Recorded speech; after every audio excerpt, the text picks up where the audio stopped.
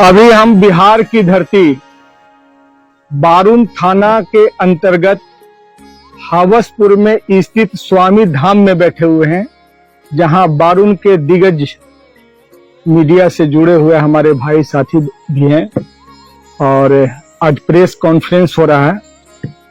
और इस press conference के माध्यम से हम सभी को संदेश देना चाहते हैं कि कैसे हमारे घर में खुशहाली आए, कैसे हमारे समाज में सुख शांति आए, कैसे भारत देश में सद्भावना की एक लहर फैले और विश्व शांति कायम हो जाए। इस सभा के माध्यम से, प्रेस कॉन्फ्रेंस के माध्यम से इसी बिंदु पर हम लोग आज चर्चा करेंगे। गंभीर विषय है। हर व्यक्ति चाहता है कि धन संपत्ति पद मिल जाए, यही हमारा साध है, जबकि ये हम साधन है, साध नहीं है। तो जो व्यक्ति साधन में ही लिप्त होकर अपने इस अनमोल जीवन का अंत कर रहा है, तो उससे बड़ा दुर्भाग्य और क्या हो सकता है। तो हम यही आप लोगों को कहना चाहते हैं कि हम जिस तन में हैं उसका सही इस्तेमाल हो, जो हमारे पास मन है उसको हम सही तरीके से समझ लें, और जो हमारे पास धन है उसका भी आभास हमें होना चाहिए। बाबा एक सवाल है जी, मन के बारे में आपने बताया, तो ये मन क्या है? सारा अधिकांश सुनते होंगे आप, ये सारा मन का ही खेल है। मानव तन ही ऐसा है कि जिसके पास 5 मन है। तो मन को बतलाने से पहले मैं बतलाऊंगा कि हम कौन हैं, हम सभी कौन हैं। जब तक हमें अपनी पहचान नहीं होगी तो मन को हम नहीं समझ सकते। कोई पूछता है कि आप कौन हैं, तो आप बोलते हैं मैं पत्रकार हूं, कोई बोलता है डॉक्टर हूं, कोई बोलता है इंजीनियर हूं, कोई कहता है मैं फला का बेटा हूं, या कोई कहता है मैं व्यापारी हूं। ये आपका वास्तविक परिचय नहीं है। जो मैं बोल रहा हूं, यदि उसमें सवाल निकलता हो तो आप मेरे से डिस्कशन कीजिए। पूरा करने के तो हाँ, मतलब मैं आप लोग बोल रहा हूं, जो मैं भी बोल रहा हूं और लोगों से भी मैं बोलना चाहता हूं कि हम एक व्यक्ति हैं और यहाँ पर हम व्यक्त होने के लिए आए हैं। हमारे प्रकृति में 3 गुण हैं, तमो, रजो और सतो गुण। ये तीनों गुण जब व्यक्त होना चाहते हैं तो 5 मन का निर्माण होता है प्रकृति में, और 5 मन का जब निर्माण होता है तो उसको एक तन चाहिए व्यक्त होने के लिए। तो प्रकृति के तीनों गुण जब व्यक्त होना चाहते हैं तो मन के माध्यम से मानव तन को प्राप्त होते हैं। मन क्या नाम है? अभी मैं बता रहा हूं। तो 5 मन जो है मानव तन में ही व्यक्त होता है। तो इसीलिए हम व्यक्ति हैं, क्योंकि हम व्यक्त होने के लिए आए हैं। और व्यक्त किसको करना है? मन को। 5 मन जो है, पहला है conscious mind, lower part of the subconscious mind, subconscious mind, upper part of the subconscious mind, और अंत में होता है अनकॉन्शियस माइंड। हिंदी में बोलते हैं सचेतन मन, अवचेतन मन और अचेतन मन। ये 5 मन को व्यक्त करने के लिए हमारा तन मिला है, मानव तन। यदि हम व्यक्त नहीं होते हैं, किसी एक मन में ही स्थिर हो जाते हैं, तो वैसा ही हमारा व्यक्तित्व बनता है। इस सृष्टि में जितने भी प्राणी हैं उनके पास सिर्फ एक मन है, कॉन्शियस माइंड, सचेतन मन। खाना पीना, रहना, बच्चे को पालना, बच्चे पैदा करना, ये जो रूटीन वर्क में जितने काम करते हैं वो सब सचेतन मन में है। और आप लोग तो विद्वान आदमी, आप लोगों को पता होना चाहिए कि सचेतन मन का पूरे ब्रह्मांड का सिर्फ 10% ही एनर्जी आती है। तो यदि आप अपने समय को जो मिला है मानव तन में सुअवसर, उसको 10% में ही खत्म कर देना चाहते हैं, तो बाकी प्राणी और आप में कोई फर्क। हमारा वास्तविक मन है सबकॉन्शियस माइंड, अचेतन मन। और अचेतन का मन का दरवाजा 2 तरफ खुलता है। कॉन्शियस माइंड की तरफ जब दरवाजा खुलेगा तो वही होता है lower part of the subconscious mind. एक दरवाजा खुलता है अनकॉन्शियस माइंड की तरफ, अचेतन मन की तरफ, उधर खुलता है तो वो हो जाता है upper part of the subconscious mind. लेकिन हमारा वास्तविक मन कौन सा है? अचेतन मन। तो योग करवाते हैं, बहुत लोग योग करवाते हैं, तो योग में हम अधिकांश देखते हैं कि एक्सरसाइज करवाते हैं, उसी को योग मानते हैं कि योग हो गया। तो हमारा लक्ष्य क्या है, साधन क्या है? योग करवाना आपका लक्ष्य है। तो योग किसको करवाना है? तो कॉन्शियस माइंड को जोड़ना है अनकॉन्शियस माइंड से। ब्रह्मांड की 90% एनर्जी अनकॉन्शियस माइंड में है, और जिसका कॉन्शियस माइंड, सचेतन मन और अचेतन मन ये जुड़ता है, तब वो बिल्कुल अलग वास्तविक व्यक्ति दिखता है, और वही व्यक्ति मानवता को साकार करता है, बाकी कोई नहीं कर सकता। वही मोक्ष का अधिकारी है, वही ब्राह्मण है, ब्रह्म ज्ञानी है, जिसका सचेतन मन और अचेतन मन जोड़ दे। और जोड़ने वाला कौन है? आपका मन और चेतन। यही 5 मन है। चेतन क्या है बाबा? चेतन मन, कॉन्शियस माइंड जिसको कहते हैं, ये आपको जीवन को चलाने के लिए एक साधारण रूटीन वर्क में वो सारी चीजें हैं जहां लोभ, ईर्ष्या, मोह, माया जो भी है, जितने विकार हैं हमारे शरीर में, तो ये सारे प्राणियों के अंदर है। लोभ, ईर्ष्या, द्वेष जो भी मैं बोल रहा हूँ सब कॉन्शियस माइंड में है। आपको जीने के लिए कॉन्शियस माइंड काफी है, लेकिन आपको मानव तन में है, तो मानव तन से ही मोक्ष की प्राप्ति होती है। गलत सही को आप भेदभाव कर सकते हैं, समीक्षा कर सकते हैं, विवेचना कर सकते हैं, तो ये कॉन्शियस माइंड में नहीं होता है। तो सचेतन मन साधारण मन है जो आपके जीवन यापन के लिए काफी है, लेकिन आपको एक व्यक्ति के रूप में वो परिभाषित नहीं कर सकता है। सभी प्राणियों को मन को स्थित करना, मन तो बोलता है कभी ये करने के लिए कौन। बहुत बढ़िया सवाल है। क्या नाम हो आपका? राजू जी। मन को हर व्यक्ति का अपना अपना स्वरूप है। देखिए जैसे यहाँ पर आश्रम में 9 रूम है, और 9 रूम में अलग अलग व्यक्ति हैं, तो सबका रहन सहन, सोच, आचरण अलग अलग होता है। मन को बहुत लोग कहते हैं कि हम मन को शांत करने के लिए प्रयास कर रहे हैं, मन को कंट्रोल करने के लिए प्रयास कर रहे हैं। कुछ नहीं कर सकते। मन का जो स्वरूप है वो रहेगा ही। तो जैसे हमने बोला 5 मन, तो पांचों मन के में जब आप रहिएगा, जिस मन में रहिएगा, उस मन का जो लक्षण है वही आपकी दृष्टि में, वही आचरण में, वही व्यवहार में दिखेगा। उसको आप बदल नहीं सकते। जब दूसरे मन में जाइएगा तो दूसरा व्यक्त होगा। मन अपने स्वरूप में ही रहेगा, उसको आप कुछ नहीं कर सकते। तो यदि आपको मन को शांत नहीं कर सकते, यदि आपको बदलना पड़ेगा, यदि आपको यहाँ ठीक नहीं लग रहा है कॉन्शियस माइंड में, तो चले जाइए अपर पार्ट, लोअर पार्ट या सब कॉन्शियस माइंड में आप बदलिए। वर्तमान समय में समाज में फैल रही कुरीतियां, अध्यात्मिक दृष्टिकोण से कैसे हम बहुत बढ़िया सवाल है। देखिए जब तक बीमारी को जड़ से नहीं पकड़ेंगे, तो ऊपर का दवाइयां जो खाते हैं, इलाज करवाते हैं, तो साइड इफेक्ट भी हो सकता है। वो समाज में भी चल रहा है। तो हम इसीलिए आज बैठे हैं कि मूल बीमारी क्या है। हमने जो अब देखें, जो चैनल हमारा चल रहा है, जो अभियान चल रहा है, उसी में आपका सवाल का जवाब है। दाम्पत्य से विश्व शांति की ओर। सृष्टि को चलाने के लिए नर नारी बनाया गया है, और जब तक दोनों का मिलन नहीं होगा तो सृष्टि सुचारू रूप से, व्यवस्थित रूप से, संतुलित रूप से नहीं चल सकती। केवल मिला देने से भी नहीं चल सकती है। दाम्पत्य के योग आपका आचरण हो, व्यवहार हो, तभी सुचारू रूप से शांतिपूर्वक तरीके से चलिएगा। दाम्पत्य यदि सही तरीके से स्थापित है तो परिवार आपका सुदृढ़ होगा, परिवार में समृद्धि संपन्नता का माहौल नजर आएगा।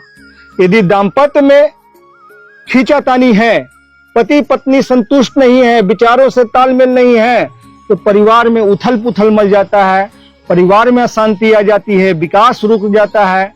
तो जब परिवार में ऐसा होगा तो परिवार तो समाज की छोटी इकाई है, तो समाज कैसे सही होगा। यही कारण है आज के दिन में कि समाज में उथल पुथल है। जब समाज में उथल पुथल है तो राष्ट्रीयता की जो बात करते हैं वो बात कहां से समझ में आएगी। मानवता तो बहुत दूर की बात है। तो जब तक आप दाम्पत्य में स्थिर नहीं होंगे, दाम्पत्य में एक दूसरे को समझते हुए आचरण व्यवहार सही नहीं करेंगे, तो आपका परिवार भी समृद्ध संपन्न नहीं होगा, समाज में सुख शांति नहीं आएगी, देश में सद्भावना नहीं फैलेगी और विश्व शांति कायम नहीं होगी। मेन जड़ आपका दाम्पत्य है। ये साधना क्या है बाबा? साधना है अपने आप को समझना। साधना का मतलब कि स्वयं को जानना, अपने आप को साधना। साधना मतलब समझना। तो जो व्यक्ति साधना नहीं करता है, किताब खूब पढ़ लीजिए। अरे बहुत लोग मिलते हैं, स्वामी जी आप वेद पढ़े हैं, उपनिषद पढ़े हैं, पुराण पढ़े हैं, तो हमको तो सारा दोहा याद आता किस पेज में लिखा हुआ है। तो उसकी स्थिति वही होती है जो उस तोते की कहानी में जो तोता आता है कि शिकारी आएगा, दाना डालेगा, जाल बिछाएगा, भूल कर उसमें फंसना नहीं। वो तत्व ज्ञानी हो सकता है, शब्द ज्ञानी हो सकता है, आत्मज्ञानी। तो जब तक आप आत्मज्ञानी कैसे होगा कि हर व्यक्ति के अंदर अपार ऊर्जा है, शक्तियां हैं, और साधना ध्यान के माध्यम से ही अपने आप को समझ सकता है। जो व्यक्ति अपने लिए 15 मिनट समय नहीं निकाल सकता, मैं अभियान चला रहा हूं उसमें मैं बोलता हूं, बहुत सारे सज्जन ऐसे मिलते हैं, स्वामी जी हम तो मंदिर बनवा रहे हैं, मस्जिद बनवा रहे हैं, गुरुद्वारा बनवा रहे हैं, लंगर चलाते हैं, दान देते हैं, ये करते हैं। मैं बोलता हूं कि आप कुछ नहीं करते। मैं सीधा बोलता हूं, मैं थोड़ा सा इसीलिए मेरे को लोग समझ नहीं पाते हैं क्योंकि मैं हकीकत में चलता हूं। मैं कहता हूं कि जो व्यक्ति अपने को पहचाना नहीं, जो व्यक्ति अपने लिए 24 घंटा में से 15 मिनट समय नहीं निकाला, तो क्या कर सकता है? तो बोला कैसे निकाले अपने लिए समय? तो मैंने कहा कि 24 घंटे में से 15 मिनट तुम अपने लिए फिक्स कर लो कि ये समय सौरभ जी का है, एक समय मयंक जी का है, इस समय में हमें कोई काम नहीं करना है, चुपचाप खाली बैठ जाना है जी, अपने लिए बैठे रहना है। तो बोले बैठ के क्या करना, हमने कुछ नहीं करना, वो तो मन करेगा, हम थोड़ी कुछ करते हैं, मन करेगा। तो जैसे ही आप 15 मिनट अपने लिए समय दीजिएगा, तो जो आपका कॉन्शियस माइंड है, जो चेतन मन है, उससे वो आपको परेशान करेगा, बैठने नहीं देगा। आप लोगों में भी प्रयास करके देखिएगा, जब समय फिक्स कीजिएगा तो कहीं से फोन आ जाएगा, कुछ होगा, आज नहीं कल से करेंगे। समय में तब्दीली नहीं होना चाहिए, जगह बदल सकते हैं, समय में नहीं करना है, करके आप लोग देखिए। तो कॉन्शियस माइंड कभी भी आपको अपने से बाहर नहीं निकलने देता, सारे बंधन रिश्ते सब उसी में है, वो निकलने ही नहीं देगा। तो जो बंधन में है वो आत्मज्ञानी कैसे हो सकता है? वो तो स्वतंत्र है, मस्ती में है, और वही मस्ती में रहता है। ये है साधना, कि अपने आप को समझना और ध्यान लगाना। निकलने के लिए क्या है? निकलने का मार्ग सिर्फ यही है कि 15 मिनट आप अपने लिए समय निकालिए। 3 महीने के अंदर आप अपने ज्ञान से परिपूर्ण हो जाइएगा, आपकी दृष्टि दिव्य दृष्टि हो जाएगी, और आपके सवालों का जवाब सब आपके अंदर ही मिल जाएगा, बाहर से पूछने की भटकने की जरूरत नहीं। 5 मिनट के लिए आंख बंद करते हैं बाबा, तरह तरह की घटनाएं जो है रील की तरह चलने लगता है। साधना तो आम आदमी के बस में कैसे हो पाए? मैंने कहा कि भाई हम दवाई देंगे, आप कहिएगा कि हम आम आदमी है, खाए नहीं, तो डॉक्टर कुछ कर सकता है? तो हमने उपाय बता दिया, करना नहीं करना। किसी को गंदे नाली में ही पसंद है, उठा के लाके बढ़िया से पोछ पाछ करके बैठा दीजिए, समझा दीजिए, और फिर उठ के चला जाओ उसमें, तब कुछ कर सकते हैं? तो भाई हम आपको समझा सकते हैं, बतला सकते हैं, हमारे पास जो कुछ भी है हम दे सकते हैं। आप लीजिए नहीं तो कोई दे सकता है? इसी पर एक कहानी छोटी सी सुना दूं। देखिए, कहानी से आम आदमी को भी ज्ञान होता है। पार्वती जी और शिव जी दोनों साथ में बैठे थे। पार्वती जी की नजर एक घर पे चली गई, वहां पर एक बेटा 45 साल का, दाढ़ी बढ़ा हुआ, गाल पिचका हुआ, आंख अंदर गया हुआ, कुंवारा। अम्मा 75 साल की और बूढ़ा बाप 80 साल का। घर के किचन में नजर डाला गया, सब डब्बा खाली, 15-20 दिन से खाए पिए नहीं है। पार्वती जी ने कहा कि महाराज महादेव, आपके रहते देखिए मेरी नजर पड़ गई, कुछ तो कीजिए। बोला चला, तो इनका भला होने वाला नहीं है, क्योंकि ये भला चाहते ही नहीं है। जब तक व्यक्ति अपनी भला नहीं करेगा, दुनिया की कोई सरकार, कोई ताकत आपकी भलाई। बोले नहीं नहीं, ऐसा कैसे हो सकता, आप उनको कुछ दीजिए, वरदान दीजिए, उनको कल्याण कीजिए। बोले जब आप कहती हैं तो मैं जाता हूं। साधु का वेश लिए दरवाजे पर गए, बच्चों बाहर निकलो, तुम लोग 15 दिन से खाए पिए नहीं हो, तुम्हारे घर में हर पल हर क्षण लड़ाई चलती है, और अभी से तुम्हारे घर में सुख समृद्धि संपन्नता का भरमार हो जाएगा। अरे बाबा तो पहुंचे हुए लग रहे हैं, जरूर कुछ न कुछ बात है। तब ये अंदर की किचन की बात कैसे जानते हैं कि कुछ है नहीं? हम लोग 15 दिन से खाए नहीं है। तीनों भागे भागे आए, बूढ़ी माता पहले आगे आगे आई, बोले महाराज जी आप क्या कर सकते हैं, आप क्या कर सकते हैं? बोला मैं सब कुछ कर सकता हूं, जो अभी मांगोगे। एक वरदान है, एक वरदान है, जो मांगोगे अभी तुरंत मिल जाएगा। बोला कि अभी तुरंत मिल जाएगा? बोला मिल जाएगा। बूढ़ी माता अंदर अंदर सोच रही है, परेशान थी कि मेरा जीवन तो नरक बना दिया इसने। तो उसको व्यक्त करने का एक अवसर मिला। बोला बाबा जी इस बूढ़े से शादी करके हमने बहुत बड़ी गलती की, मेरे जीवन को इसने नरक बना दिया है, अभी जो मांगेंगे आप दे दोगे? बोला हाँ दे देंगे। तो हमको सुंदर सी कन्या बना दिया जाए, जिससे कि पुनः मैं जिंदगी को किसी राजा महाराजा के घर में जाऊं, कोई पसंद करे और जिंदगी मेरा थोड़ा खुशहाल हो जाए। बोले तथास्तु। वो तुरंत जो है सुंदर कन्या बन गई। उसके बाद क्या हुआ कि बूढ़े के बारी आया। बूढ़ा अंदर अंदर कर, अच्छा तुम्हारा जीवन हम नरक बनाए हैं, हमारी बारी आने तो तुमको हम बताते हैं। तो जैसी उसकी बारी आई तो बोला कि इसको सुअरी बना दिया जाए। लो जी, अब वो 16 साल की सुंदर सी सुअरी बन गई। बेटा बेचारा कुंवारा बेटा सोच रहा है कि मेरी माँ सुअरी बाप बुढ़ा, तो बेटा को क्या चाहिए? तो बोले बोलो बच्चा तुम्हें क्या चाहिए? बोला महाराज मुझे मेरी माँ चाहिए। तो फिर से वो 75 साल की बुढ़िया हो गई और बाबा जी गायब हो गए। आके पार्वती जी बोले 3 वरदान दिए, तीनों वरदान गायब हो गए। ये देखो तीनों की स्थिति पूर्ववत है।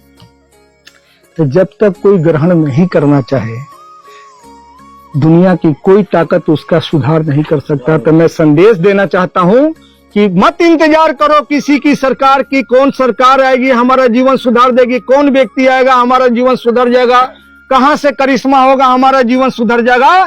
तुम जीवन को सुधारना चाहते हो तो अपने आप में समाओ, अपने आप को पहचानो, अपने लिए प्रयास करो।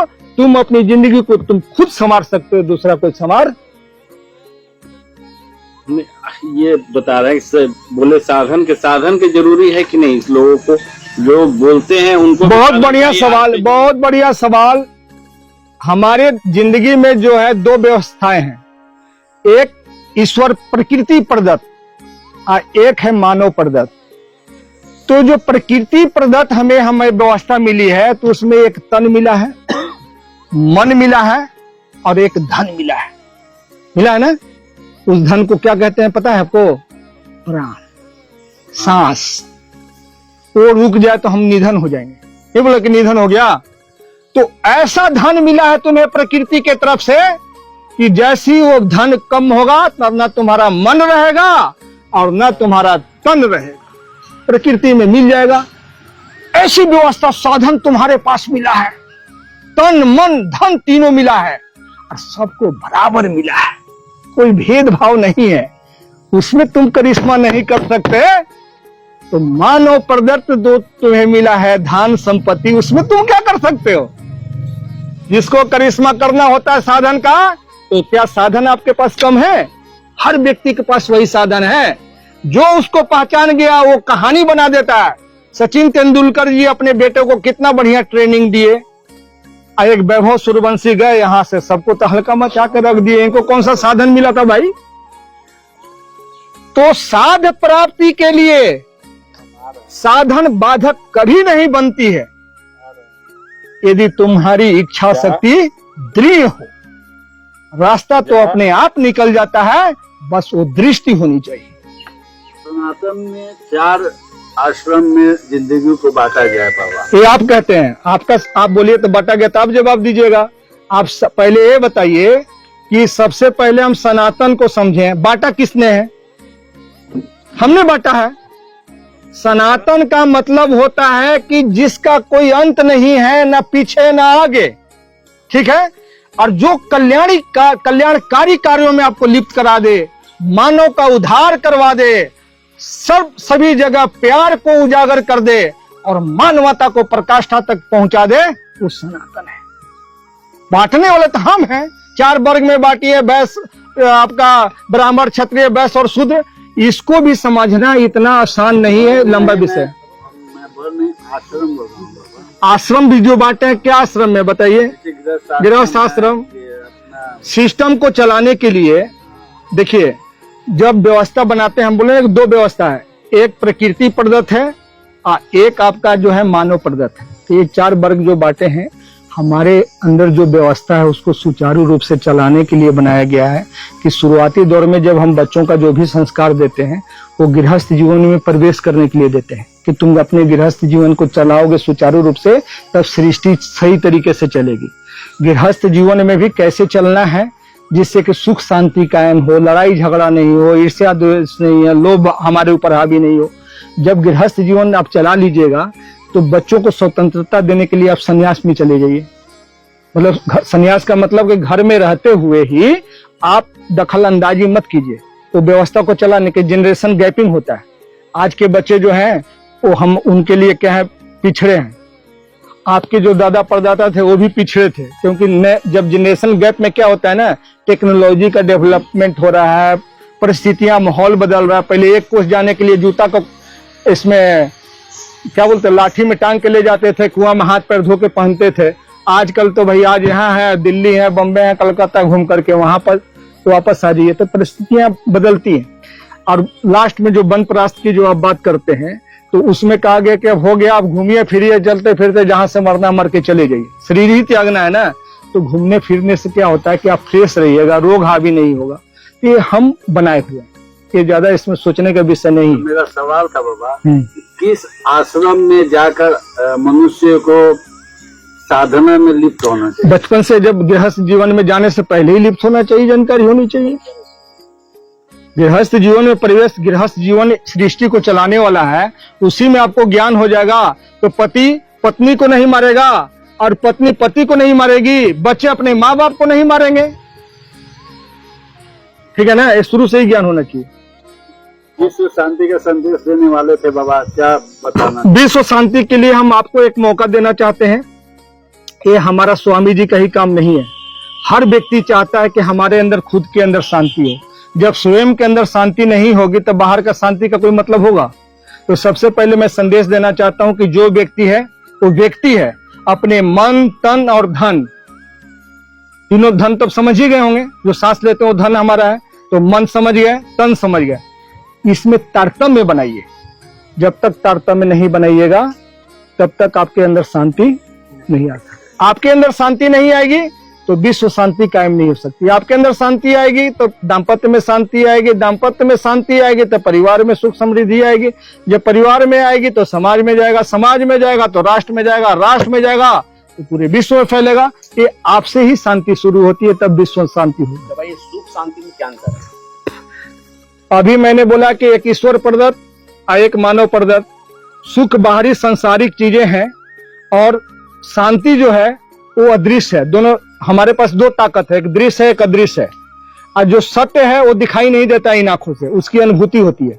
सुख जो है दिखाई दे सकता है, शांति दिखाई नहीं देती है। शांति जो है अंदर की चीज है और वो तभी आ सकती है कि जब आप ज्ञानी होंगे। सुखी जीवन तो सभी जी सकते हैं, अरे हम एसी में रह रहे हैं, सुख है जी, बड़ा आराम है, सब चीज है। तो सुख है बाह्य रूप, शांति है आंतरिक रूप। सुख है दृश्य और शांति है अदृश्य। एक छोटा सा प्रश्न और है बाबा, अध्यात्म से है, अमृत क्या है? अमृत आपकी वाणी है, तो ही जहर अभी है। और खराब बोल लीजिएगा, वाणी है, इसको अमृत मान लीजिए, जहर बना लीजिए। आपका व्यवहार है अमृत, आपका स्वभाव है अमृत। बाबा, जो देश विश्व शांति की बात करता है वही देश आज भारत देश शांति से वंचित महसूस हो रहा है। अभी के टाइम में जातिवाद, धर्मवाद के चक्कर में लोग फंसे हुए, इसके बारे में आप क्या कहना चाहेंगे? सारी बात तो मैंने कह दिया कि